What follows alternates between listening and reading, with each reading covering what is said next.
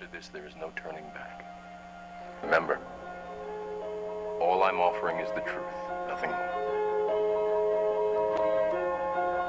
Do you know what I'm talking about?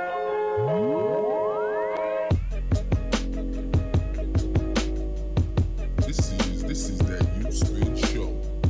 This is that YouthSpin Show.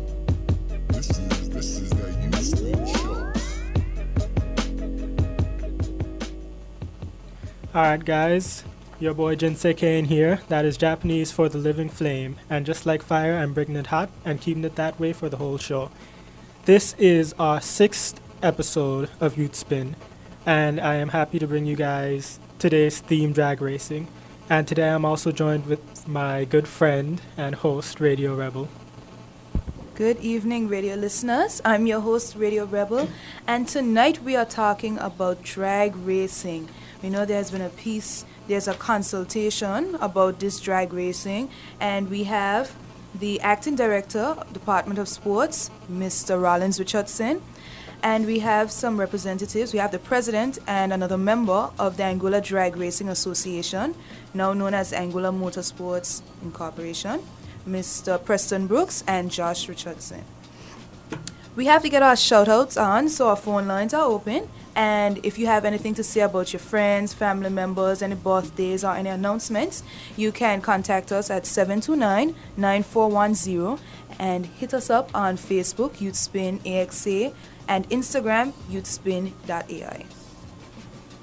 Alright guys, so before we get to this exciting topic of drag racing, then we're going to go into a little dance break. Today's first song is going to be Remedy by Michelle Montano. Oh na na na na, oh na na na, oh na na na na na, oh na na na, oh na na na na, oh na na na, oh na na na. This is an emergency, I'm begging urgently. This is a serious case. The way you put in work on me, just like a surgeon when you operate that ways. Well, I don't need your love, but I need your company. Baby, please hold up, let me feel your bumper. If police roll up like they want to come for me, Lord, bring the thing and give it to me. Girl, you are the remedy. Oh, you whine on me. The thing that you're giving me, curing me, so I really need your remedy. Raise the vibe in me, give me waistline therapy, push back on me till you make me say na na, oh na na na, oh na na na na.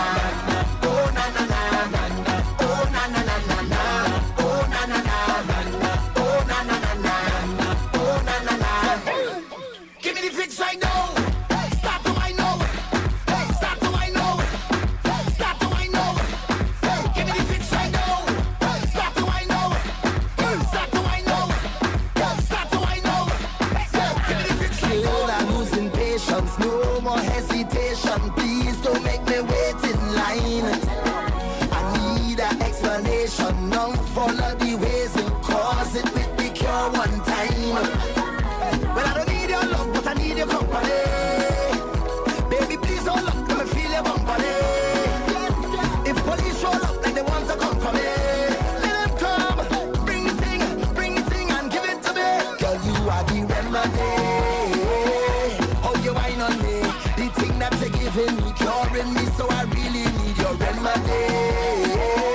Raise the vibe in me, give me waistline therapy, push back on me till you make me say. And we're back. Let me reintroduce my guest, Mr. Rollins Richardson. He's acting sports director of the Department of Sports, Anguilla. He worked at the sports department for the past 7 years. Taught physical education at the Albina Lake Hodge Comprehensive School from 1989 until 2007. He previously worked at the General Post and then at the Stony Ground Primary School, now known as Aurelia Kelly Primary School. He attended the J.C. Foster College of Physical Education and Sport in Jamaica. He's also the national champion half marathon on several occasions in the early 80s. A level 4 athletics coach for a number of years, and has a profound interest in youth development. Let us welcome Mr. Rollins Richardson. Thank you very much, and good night to our radio listeners. Okay. And we also have Mr. Preston Brooks and Josh Richardson. Could you tell us a little bit about yourselves? I don't really have a bio, so just give the audience a little picture as to who you are. Good night. I'm Josh Richardson, Josh Short Farm. I'm from East End. Been around the drag racing field, been lobbying for from 2000, maybe 2002, 2001. Works at Anglet. That's Josh. Okay. Mr. Brooks? Yeah. And I'm Preston Brooks. Can say many different fields. Presently, I'm a butler, and I've been working for that company now for going on 12 years, 13 years. I've been around drag racing. I'm actually now the president of drag racing, and we are definitely in for the long haul and seeing this endeavor fulfilled. Okay. Before I go on, we are delighted to have you here with us tonight. We know the consultation was held Wednesday night, and it was a good discussion, although we'd have liked to see a lot more people around. It was a really good discussion. And to give the audience a little picture as to the association, can you tell us something and give us a bit of the background? We know you've been lobbying for 12 years, but could you give the audience something to hold on to as we go into the discussion? Okay, Mr. Brooks or Mr. Richardson, anyone? Okay, how should I say it? Drag racing, a picture of something that we look forward. I mean, it's a sport like any other sport, and we guys find a lot of interest in, we have a passion for it, and I guess that's why we can say it takes so much years from us, and we continue lobbying, and we'll continue lobbying until we get through. And I don't want the public to look at drag racing as any sport that is more dangerous than any other sport. Sports is sports. It comes with differences. It come with safety measures. Come with a lot of different things to change the thoughts of people. I think what we need to do is educate the public a little more, because we have some instances where people think one thing and it's totally the reverse. So I'm glad to be here. I'm more than sure we're gonna get a lot of things done tonight on the positive side, and we intend to go, as I say, we're in for the long haul. We're gonna continue going. So I guess this is just the beginning of a new section of the haul. All right. Well, you have something you'd like to say? Well, I just wanted to add a little bit to what Josh has said. Drag racing is a sport that a lot of us feel very close to, and so much that we have invested a lot of time and energy and knowledge into making sure that our sport is safe, it lives up to international regulations, because when we do travel to overseas, which we do try to do at least twice a year, and it's not like it's regulations that could only govern us here in Anguilla, because if we travel overseas and we don't meet the regulations there, we can't race. Well, before we go on, then I'd just like to remind all of the listeners, if you have any questions or comments, then you're free to send them to our WhatsApp at 729-9410, 729-9410. And you can also find us on Facebook at YouthSpin AXA. So I have a question that I'd like to ask both Mr. Brooks and Mr. Richardson. And you both mentioned, and we can both hear, that you're very passionate about drag racing. But I'd like just a little brief explanation as to why you're so passionate and how you got into it. Okay, well, as a young man growing up, everybody is not the same. Everybody have different. And speed, I always get thrilled from speed. And when you start to do and you get in the field and you do one thing, for example, let's say if you start off by just enjoying buying a new car and going fast, you want to go fast all the time. And then when you find the correct place for you to go fast, and a safe zone, correct place for that moment, for that adrenaline rush, is the drag strip. Because doing it on the street, no. Drag strip is a place we have the correct facilities, all the car carry all the safety measures. So any crashes, any differences, 99% of the time, you might not walk away, but you walk back to see the site where it was yesterday or the day before. So I take the turn going down towards drag racing because I find the safety measures, everything I think would be safe enough to save my life while enjoying my speed. So I think, and trust me, I'd invite anybody to have a vision on the safety aspect of the vehicle, like an insight. Because a lot of people have it twisted that it's just a bunch of driving fast. And it's only point A to point B, 13, 20. We don't go around corners, straight line.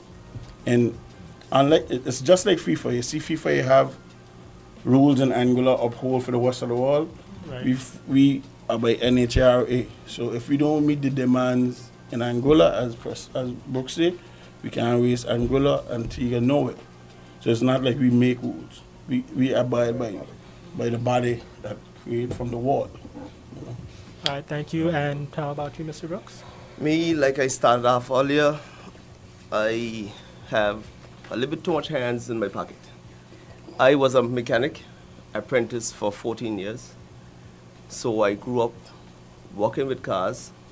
I mean, I get some flack from my father when I was younger because I wasn't going to look at income. But it's something that I always enjoyed, walking around cars. And it's a sport that I watch wholeheartedly as a young man growing up. And it's something that became a part of me. And when the opportunity came that there was a group of young people that were willing to do what it takes to make the sport a reality in Angola and make it safe, I was happy to come on board. All right. Well, thank you so much for that. And I also have an understanding from the consultation last night, and this is something that I feel that really needs to be brought to light here again, that while there has been talk about assigning a public road for drag racing, then this isn't for drag racing completely, but just for practice so that you can prepare your cars until we can get an official facility prepared, correct? Correct. The whole gist about the street. What happened is we're looking into a first area of property just to get property from the government, and while looking into that, it's taking some time, some different things. So we have some hiccups here and there, and but although we does that, we struggle with when we go overseas. What happens when we go overseas? Yes, because we can't test and tune here. We just have to test and tune there. Mm-hmm. So you find when you have a hose that could blow off here, blow off in Nevis, and then all the money you spend to get the vehicle, get yourself up there, is more or less shut off because you become a spectator at that point because the vehicle is down. So during that, the idea is if the public road can be made safe for testing and tuning only, not racing, not drag racing side by side, not for competing, but testing and tuning only, and be safe by whatever measures, whether we need police, we need assistance from whatever to make it possible. We just wanted to go for testing and tuning only till a later date when we have the property, get the property from the government. And key, we don't expect the government to build a facility. We just want the government to lease us the property. So there's not no weight strain on the government. Same thing for the testing tune. We just want the government to, if we get it for testing and tuning, we don't want to make no additional burdens. Okay, as you mentioned, you're not relying on the government for everything. You just want the okay. So, Mr. Richardson, the other Mr. Richardson, in the paper it states that drag racing is here to stay. There's a need for government to determine the policy position in relation to the sport. Okay, now, is this not rather negligent to look at the current operated one as an illegal activity? Well, I must say I'm a bit different, come from the old school in Anguilla, but having been educated in a sports college, I open my mind to all forms of sport development. So therefore, whether it's athletics, football, cricket, or whatever, and I'm aware of the fact that as human being, let's say when you're young, everybody like to run, jump, and skip. You get older, you gravitate towards more complex forms of activity, and as these guys grow a little older, they get into motor sports, and I think we need to open our minds to support them as much as possible. Now, drag racing itself is not really illegal. I think they get a bit confused with drag racing as a sport being illegal as opposed to driving on public roads above the speed limit. So what's really the legal aspect is driving over the speed limit on public roads. So in terms of the consideration for drag racing, is not that we consider an illegal activity. In terms of, say, like, it's different to say where you have cannabis is illegal in Angola right now. So therefore you wouldn't consider substances with cannabis or cocaine or whatever. But drag racing in itself is not illegal. It's driving on the roads above a speed limit. That's basically what is the legal aspect of it. Okay. So right now, how is drag racing currently being treated by the government? How Presently, government actually don't support any of the ventures of drag racing. At the Department of Sports, which falls under the government of Anguilla, we basically lend support to sports that are under us. We have a registration form that different sports would fill out every year, and if they register with us, then we give them certain benefits. For instance, tax exemption on imported goods, tax waiver for persons leaving the island, contributions for teams representing Angola and things like that. But because drag racing is not sanctioned, I didn't even use it was illegal, not sanctioned as yet, those benefits have not been accorded to the drag racing fraternity. And I believe these consultations that we are having, we would like to move forward rapidly and assist them wherever possible. Contributions to sports is very limited, so we don't ever promise that a sport is guaranteed financial contributions because the money is very limited, and we start moving towards more giving financial contributions to sports that have the development pathway. For instance, you find football will have primary school football, high school football. You can move to getting a scholarship like Colin Johnson has just got a scholarship recently, or you can move to being a professional footballer if you reach that level, that far. So we look at sports that have that sort of stepping stages.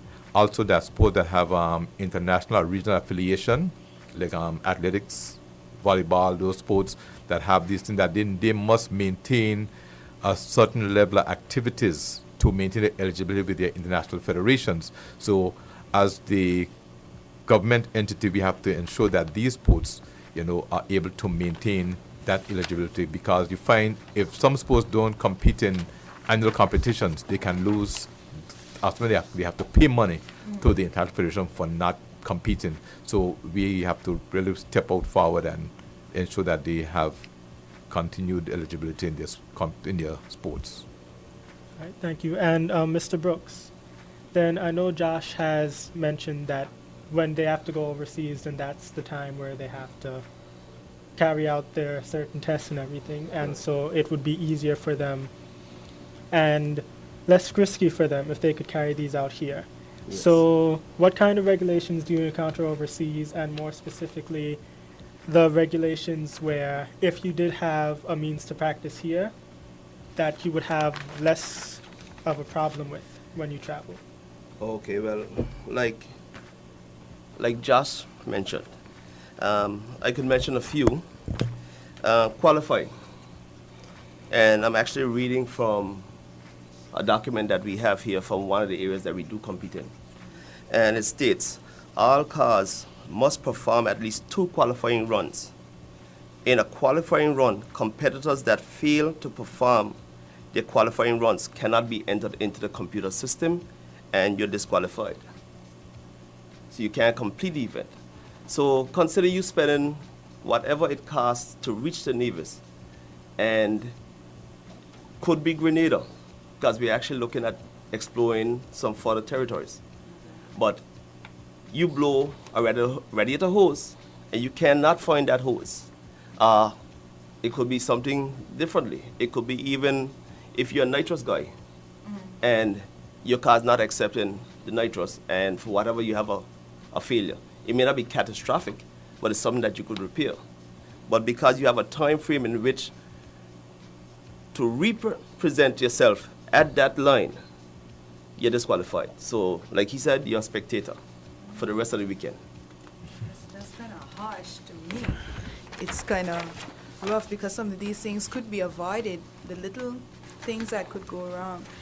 And yeah. Before that, if you don't mind me asking, then you did say that you were reading from a document. Yes. Which country was this document provided by?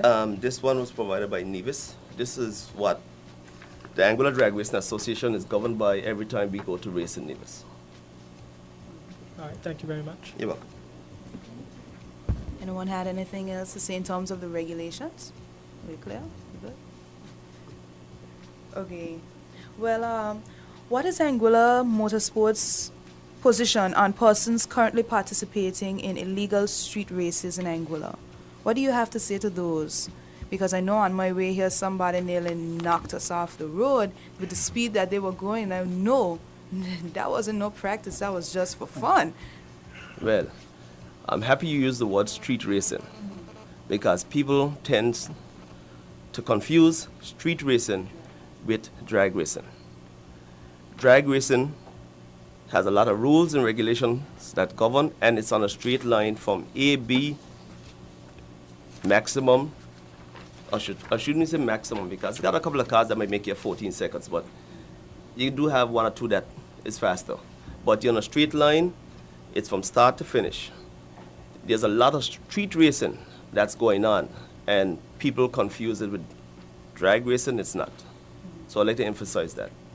So what the Anguilla Motorsports and the Anguilla Drag Racing Association is trying to accomplish is to create a facility to take all of these guys, like you say, who have that little adrenaline going on, and put them in an environment where they could carry their car, see how fast the car can go, and it's in a safe environment. Because you can't come with a car without a flow and X space, expect to go on a racetrack. But you could drive a car without a flow, and it could be on the road and nobody knows. Okay, so it's basically channeling all of that energy into something positive and safe at the same time. Yes. Okay, because we know in Anguilla it has a lot of blind spots and some roads that could be very tricky, so it's very important that you stop street racing and get involved in drag racing where you can be safe and save yourself a lot of money at the end of the day. All right, well, now it's time for our second dance break. And this song is from Exodus, which is Enjoy Yourself. So please enjoy yourself.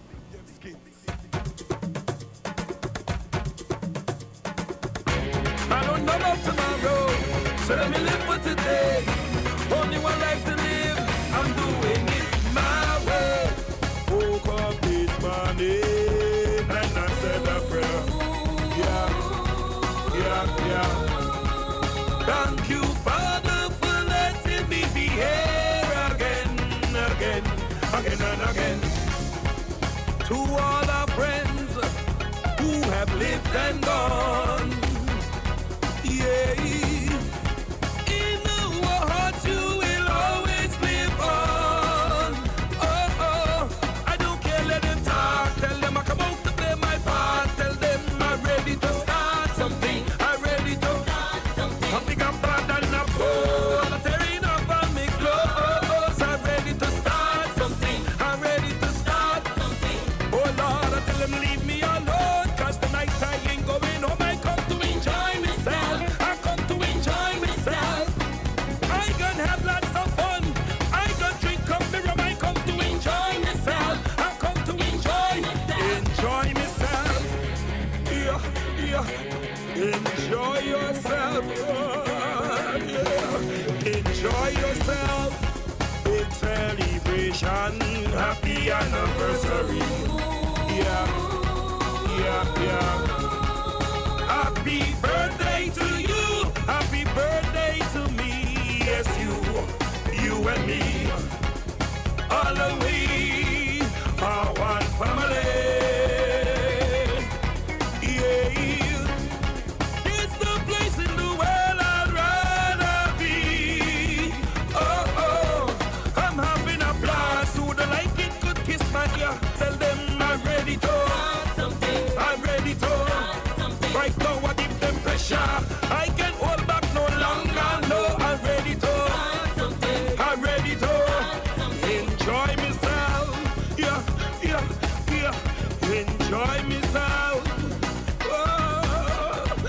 try myself. Yeah, yeah, yeah. Enjoy yourself. Oh, oh. Put your hands in the air. Hands in the air. Put your hands in the air. Hands in the air. Put your hands in the air. Hands in the air. Put your hands in the air. Hands in the air. And let me go in the air. Dum dum there. Dum dum there. Dum dum there. Hey hey hey hey. Dum dum there. Dum dum there. Dum dum there. Hey yeah. Live your life and free up yourself. Yeah. Yeah, yeah. Right now it's all about you and nobody else. Yes, you, only you. Plenty vibes in the atmosphere. Yeah. When it's time to fetch, I'll be there. Oh, oh. Tell them I'm not good careless. Ain't nobody can stop this. I'm ready to start something. I'm ready to go and tell all of them I got money to spend right now. I'm ready to. I'm ready to. Oh Lord, I tell them leave me alone, 'cause tonight I ain't going home. I come to enjoy myself. I come to enjoy myself. I gonna have lots of fun. I gonna drink coffee rum. Alright guys, welcome back to YouthSpin episode 6. Again, then our topic is drag racing, and if you have any questions or comments, then please check our WhatsApp 729-9410 and check our Facebook at YouthSpin AXA. So before we get back into our discussion, then we're going to have a quick commercial break. YouthSpin is sponsored by the Department of Youth and Culture. The Department of Youth and Culture is the main public agency with responsibility for youth and youth development and the preservation and promotion of Anguilla's cultural heritage and the arts. For more information about the Department of Youth and Culture, please call 498-3792 or 497-0969 or email youth.culture@gov.ai. You may also visit the department's Facebook page at DYC Anguilla. All right, thank you. And we get right back into discussion with the question. The paper proposes the designation of a public road for drag racing. What streets have been tentatively proposed, and I said tentatively, are identified for such? I think that question would be for Mr. Brooks. The designation of a public road, the tentative one. Well, I would like to express that no road has been totally designated for drag racing, and I'd like to express even more that it is not for drag racing, it's for testing and tuning. Which means when we're traveling, we will inform the public with the permission of whatever is stated in our agreement that there is going to be testing and tuning being done between a specific period or time. But as it is, there's a lot of reference to drag racing. It's not for drag racing, for testing and tuning. For drag racing, we will be developing the land site over in Carito. Right. And if you don't mind me asking, then how often do you plan on using this area for testing? Well, as we discussed last night, if we are traveling overseas, we do, I would say, envision probably using it once a month before we travel. But once we are traveling, the possibility is, again, we'll have to discuss it, that if we are traveling on Friday and there's the need to probably do 2 testings and tuning before we go, the provisions, I hope, will be made available that we could notify the public. Okay, well, I think that's very reasonable. And so, you'll have to be working hand in hand with Maiku and get the consultations because, we don't want too much last minute because then that'd be another problem on your end. So I also noticed that the paper suggests streets with limited access and removed from residential areas would be appropriate. Mr. Richardson, Mr. Rollins Richardson, you have anything to say on that one? Well, basically, we know how angular roads are presently, and right now we have a lot of roads available that can fit the, let's say, the perfect scenario for the like a straight road without much outlets on roads. So we pretty much are limited in areas that we can choose, and since it's just for testing, we look at Jeremiah Highway as one of the prime areas, and then, as they say, there's another road in the southern area. It's not it's not paved all the way through, but if it can be considered to pave that road further down, that's like down below Walton Fleming area, and there's not a lot of houses along as you pass, as you go further down, not a lot of houses. So if that road is paved, then that area can be considered also. Of course, you have to still put safety measures in place, but that's an area that, you know, it wouldn't really divert, you have to divert traffic to anywhere if that road is being prepared for such. All right. Well, as you said, then these roads would be used mainly for practice, correct? Yes. And it has been stated that these roads still need to be maintained and brought up to standard. So would these procedures be considered cost effective? Yes, definitely.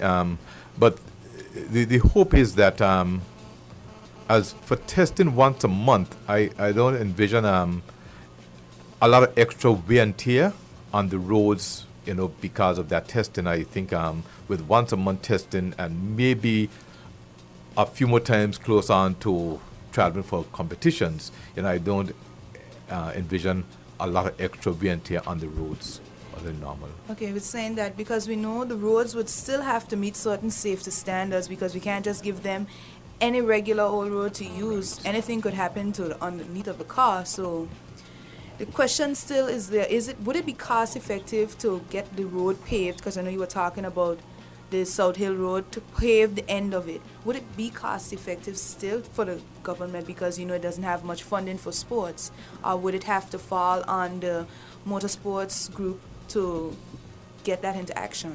Well, I would say it has been an alternative. If, let's say, for any reason they cannot absolutely use Jeremiah Highway, and if they can, let's say, seek sponsorship contributions from heavy equipment operators, and they can get that strip paved, you know, it'll have to be a collaboration with private public cooperation to do that road in that area, because it's a normal road, and the hope is that at some point in time, you know, you can have all dirt roads paved, you know, so the road will be paved at some point in time in the normal scheme of things, but it may just happen to be brought forward at an earlier stage. And if, I'm sure government will be happy if, you know, the drag racers, they can find persons to assist them in paving, let's say, a half-mile road to be used for such a venture. You know, it's right in Anguilla, so it's not taken for anything. What can I add? Ideally, we're not really interested in having the government do a new facility, a new road, so to speak. Give Jeremiah is ideally the width for one car at a time. Yeah, we have one or two things we could look at as not safe, but knowing the strip normally 60 feet wide and a regular, so it's 25 feet per car, and Jeremiah is more than 30 feet. I'm glad that you mentioned one car per time. It's not two cars, it's just for testing. One car at a time for testing.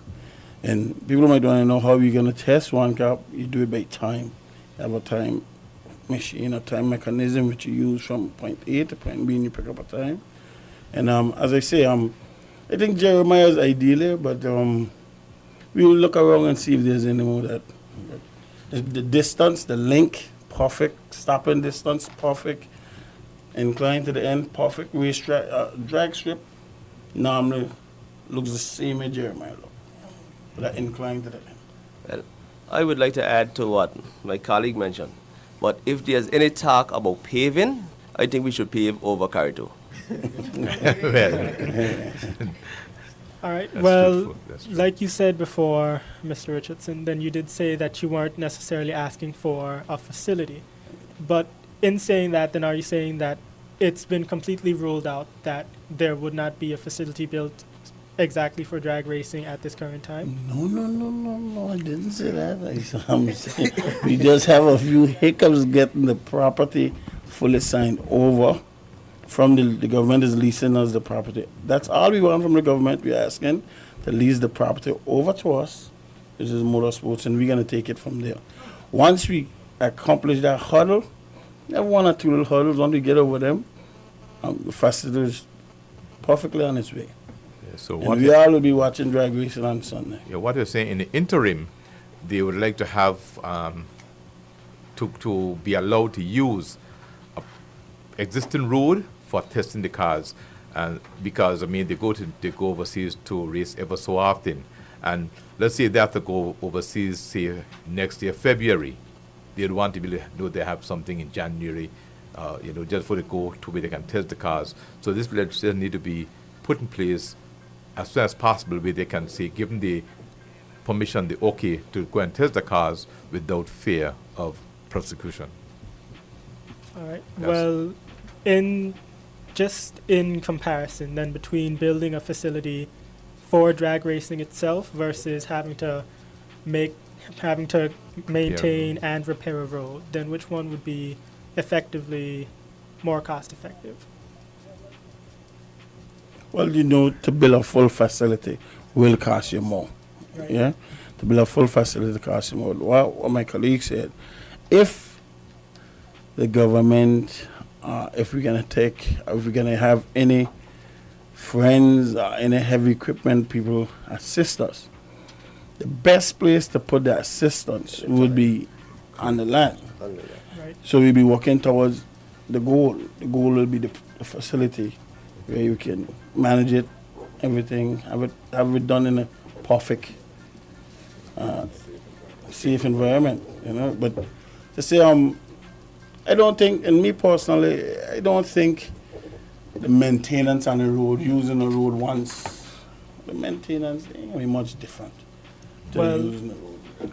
The reason why I was asking this is because cost effectiveness isn't just necessarily how much it's going to cost to keep maintaining it, but considering the wear and tear and how often you would be using it, then can you really see a facility being used more often versus a regular road being used once a month, then considering how much you're spending to keep it like that? Of course. When the facility come on stream, of course, it will be used more than the public road. The facility will be, as we say, will be the ideal area. Safety mechanisms will be perfect. Then we could generate funds, so we'll be doing our own maintenance and everything. And as I said before, going on the road once a month, maintenance, and let's pray that we're gonna go two months. You know what I'm trying to say? So we could have the track started building in 2 months. That was my next question. How long do you think, for both sides, how long do you think you would need to be using the road if the government gives you the okay to have that facility built? How long do you think it would take for you to be on the road practicing until everything can come into completion? Like an estimate, not an exact time, but an estimate. Well, Anyone. Okay, in the past, right, when we started this whole lobbying with the government and everybody for the property. Governments. Governments, right? We have had investors that we didn't know which one we'll choose from. I mean, from overseas, away, we had up to 10 investors at one point that was interested. Now we have local guys that are interested. So, I mean, I don't see the facility taking a year to build after getting the property. Once, because the 10 investors at the time, they was interested in seeing the certificate for the property from the government before. One investor came here thinking that we had a certificate. He had pictures and everything. All our plans and everything is passed. We had site visits, everything, with the same guy, with a guy. And The rest didn't come because they wanted to see the plan, the certificate, land certificate from government to Angola Motorsports. And then because they say in the past they have had some errors with people and they didn't fully have the property. And that's understandable. Right, sorry. Because you're thinking just the same as I am, because I was asked, when you talked about the investors, I was wondering, who would be willing to contribute to help with this? Because it's going to cost. We all know it's going to cost. So I was wondering, anyone local, anyone regional was trying to chip in to see if we could have... Yeah, we did that. We does have some locals. And I want to keep in mind, we just don't want to do a cowboy-style facility, so to speak. We want to do a facility that meets the NHRA, which is National Drag Racing Association specs. So which means open the doors for us to have competitions from all around the world, and our facility will be judged by the world judges, which is NHRA judges. We don't intend to do just a road. We want everything in place, fire extinguishers, all the necessary things to make it safe. And our plans is already went through planning. So. Okay, I was just going to interject that it would help our tourism as well if people coming in to watch drag racing. That would be awesome, in my opinion. It would be great. And Mr. Brooks, and he had some... Yes, I also wanted to interject with what Josh was saying. We are looking for not just investors. We are looking for somebody to partner with Anguilla Motorsports to see this vision, right? And we are also not looking for a one-sided facility. Yes, we are into drag racing, but there is a lot of guys right now here in Anguilla that's into the go-karts. There's guys that's into the little mini cars, and them things are a little fast, you know. Them things fast. But, you know, that facility can be used for a lot more of the community to have other events when there's no drag racing. Exactly. So it's a facility that could be more than just one dimension. And it's something that everybody in Angola can enjoy. And our tech guy right here is just trying to ask if dirt bikes would be involved as well. Bikes are a little ticklish, but as of right now. as of right now, I think it's something that we'll have to look into and really regulate bikes, period. Yes, but as the name suggests, motorsports. Motorsports. Eventually, you'll get there. Yes. If you could remember last night at the forum, right? We had just an insight on one Nevis crowd, and what a crowd that does a tenor drag race. You remember? I know. Well, some of my friends from Nevis actually. Okay, some of my friends from Nevis were commenting on how Nevis looks so empty when it has a drag race. Everybody literally goes down there. Nevis it doesn't have a large population, so if everybody's down there, that means there's something that has to be going on that everybody wants to see. And I'm telling you, it have an event coming up in December. I don't think we can have times at 10, right? But I'm willing for anyone who you don't have to take our word for it. Let's take a flyover. I have your friend videotape the crowd so you can show the rest. Yeah, I just like to add here, recently we did a strategic plan for sports, and one of the things is to promote sports tourism.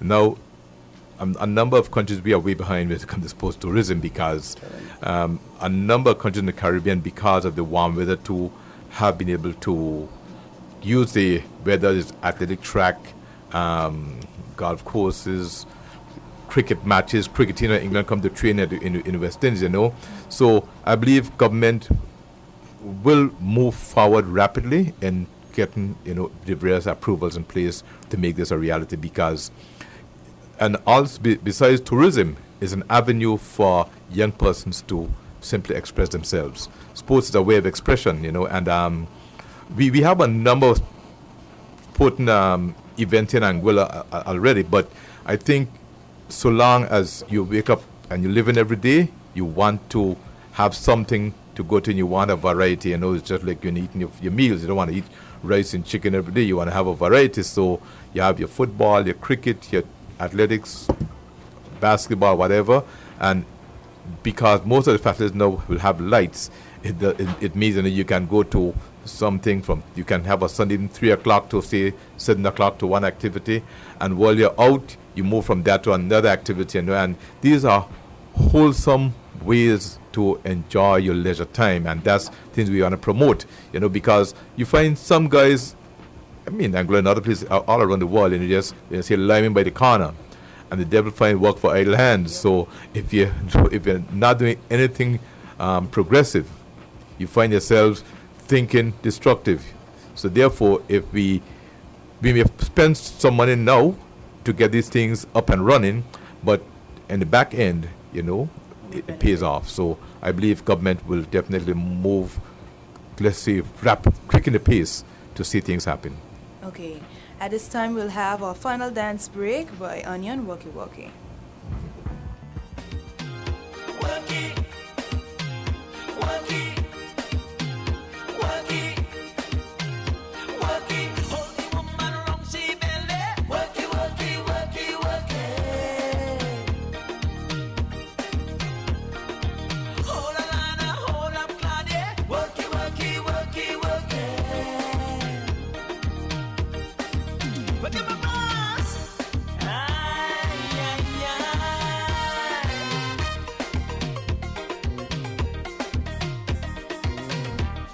Oh, yo, yo.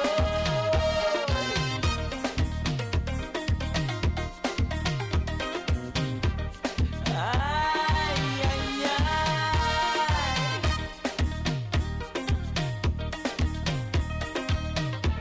Hey, girl, you want work to do?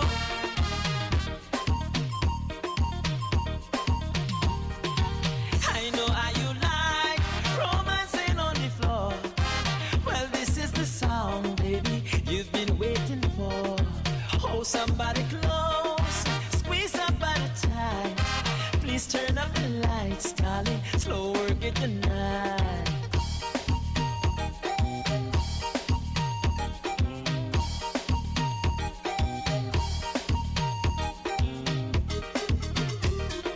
Work, work, work, work,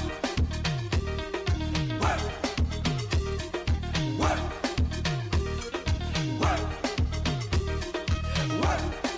Work it, work it, work it.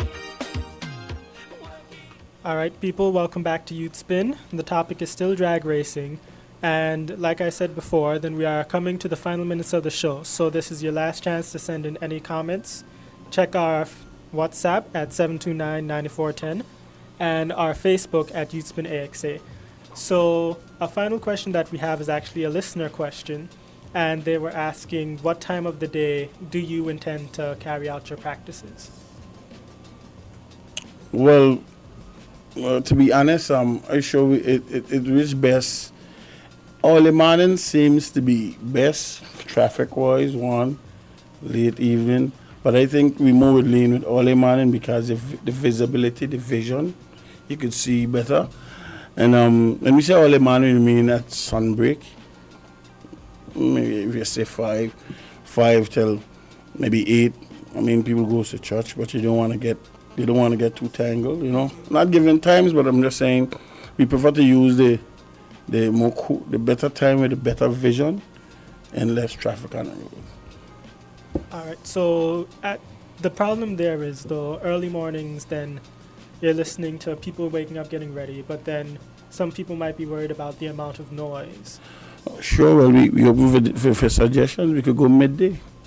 Anytime. I mean, I'm just saying. I mean, once we get this thing, we could just fit in the time. That's one of this. So you're basically working with the public. Yeah, we're not here to kill for nothing. We don't want to kill the government, but we're just trying for us to break even on an even playing field. Yeah, 3 of us break even, public, government, drag racing, and we fine. All right, with that final question, we now ask for your final comments on this topic. Mr. Rollins Richardson, you have anything you'd like to tell the audience? Well, definitely, yes. First of all, let me thank you all for having me here, because whenever we get an opportunity to promote sports in general in Anguilla, it's always good to do so, because many persons, they have still a small view of sports. Some people see sports as something you do on the side, but now sports is an integral part in every civilized society. And as time go on, we must open our minds to whatever sporting opportunities are out there in the world, because we never know who will come to our shows and where we will end up. And we should make ourselves, knowledgeable about various sports and give youth or young people coming up, varied opportunities so they can find themselves being fully engaged in things that they enjoy. We want to provide a fun, loving, enjoyable society for youth to thrive in, And as I say, I believe in youth development, not violence, and we see violence creeping in here and there, but I believe some event like this where adrenaline, I believe, is part of the things that are pumping. We can definitely steer some of the youth to settle down and move in the right direction. Okay, thank you, Mr. Richardson. And Josh, do you have any final comments for us? Well, I'll just keep it short. In saying that for the youth, there's a lot of doors open if we bring drag racing on a large scale. When we do, we have doors for welders, we have those fabricators, we have those for toners, we have those for painters. I mean, a real large scale where we could then send our young people into the modern day vehicles as well. It's just computerized because there's a lot of computer work into the vehicles. So I think we don't have nothing to lose at all. It's just that we need to get it all up and running and get everything in place to have the right people in the right place in terms of the youth, get the youth in line, fall in line, and I'm more than sure we all can go forward positively. Thank you very much, Mr. Brooks. Well, also included in our whole goal for the facility is to introduce training for present car guys and introduce young people into the car field. As it is now, when some of the clubs do have tuners on island, they invite young guys who they know to just come by and just see what's being done. Because there's a lot of young fellas in Angola that's into tech. They're into the whole technology of ECU and some of these things even over my head. I just do what I'm doing, what I want them to do. But, it's introducing the younger generation to something that is already on their fingertips, and it's part of the overall goal of Angola Motorsports. All right, that will bring an end to our discussion tonight. I'd like to thank all of our guests for coming in, and we are now going to go to the Youth News segment. So this afternoon marked the second annual Walk of Faith and Unity rally organized by the Faith Foundation under the theme Rethink, Reload, Trigger Your Brain, Not the Gun. The Faith Foundation aims to raise awareness to the rising level of gun violence on Anguilla and the effects it has on victims and their families. The Unity Rally is currently taking place at the Freedom Park, and it features performances by several local artists and Peter Morgan. The Anguilla Community College held its first graduation last week. That was on Friday, the 31st of October, and this was a historical day for Anguilla, particularly the youth. Higher education is available to the masses, and we are excited here at YouthSpin to see the opportunity for youth in Anguilla to advance their lives in a positive direction. Big up to the first graduating class of the ACC. Congratulations, and put those hard-earned degrees to good use. More now to our schools. The Albina Lake Hodge Comprehensive School Literary and Debating Society will be having a grand fundraiser on Saturday the 8th of November, and there will be a fish fry in front of the National Trust, $10 per ticket, a large snapper on a bed of salad, and 2 Johnny cakes. And we also have a car wash opposite to the National Trust. Tickets are $10 per car, and those are the smaller vehicles, and $15 per large vehicle, which would be like your pickups and vans and those kind. The car wash runs from 9 a.m. to 5 p.m., while the fish fry runs from 11 a.m. to 3:30 p.m. Thank you in advance for your kind contributions and support. The Department of Health Protection, in collaboration with the Department of Youth and Culture, will be hosting the second annual Inter-House Debating Competition from Wednesday the 12th November to Friday the 14th November at the Teachers Resource Center starting at 6:30 p.m. The topic for night one of this competition is food safety legislation is an effective way to protect public health. And that night we will have Purple House versus Yellow. On Thursday, we have two debates, Maroon versus Orange the first. The environmental impact of reclamation on natural ecosystems is negligible. And the next one for that night, winner of night one, which would either be Purple House or Yellow versus Pink House. To protect our fast depleting groundwater resources, the government of Anguilla should ban the sinking of private bore wells. And then the final night, which would be Friday, winner of night 2 versus winner of night 3. The topic, the economic benefits of mass tourism outweigh the environmental impacts. So be sure to come out and support. $1 donation, anything really and truly. It goes to the Albina Lake Hodge Comprehensive School Literary and Debating Society. One last one. The Department of Youth and Culture Know Your Culture program is proud to announce that it will be run during this month. The program is designed to raise the level of cultural awareness among members of the Anguillan community, particularly young persons. A Department of Youth and Culture representative will be on YouthSpin on the 20th of November to discuss the program. The discussion will be focused on one of the following topics: Amerindian heritage, boat racing culture, or the revolution. Let us know which area you are most interested in hearing about, and don't forget to listen in on the 20th. Share your comments with us via WhatsApp on 729-9410 and be heard by the masses. So tune in. We have some shout-outs to the Anguilla Community College graduates. Congrats, first class, you did it. JL, you're doing big things. And from Lynn at Irie Life, thank you for supporting us youth. Additional shout-outs, and we're going to send some big ups to the Department of Sports and Anguilla Motorsports Incorporated. Thank you both for coming in today. Thank you. The Anguilla YouthSpin team, the National Youth Ambassadors and the Youth Council, the My Anguilla Experience, and our tech guy, Kenville. All right. So we thank you once again for tuning in to YouthSpin. This is your host, Radio Rebel, and my co-host right here, Jensei Kaen. and we thank you for being with us tonight. Have yourself a pleasant evening. So how can this person never step on your corn? But every time you see them, well, you greet them with scorn. Somebody ring the alarm. Too long, bad mind, go on. How long we have to battle this infection called bad mind? This pestilence. Hey, I see it, bad mind. I see your heart. I see your heart.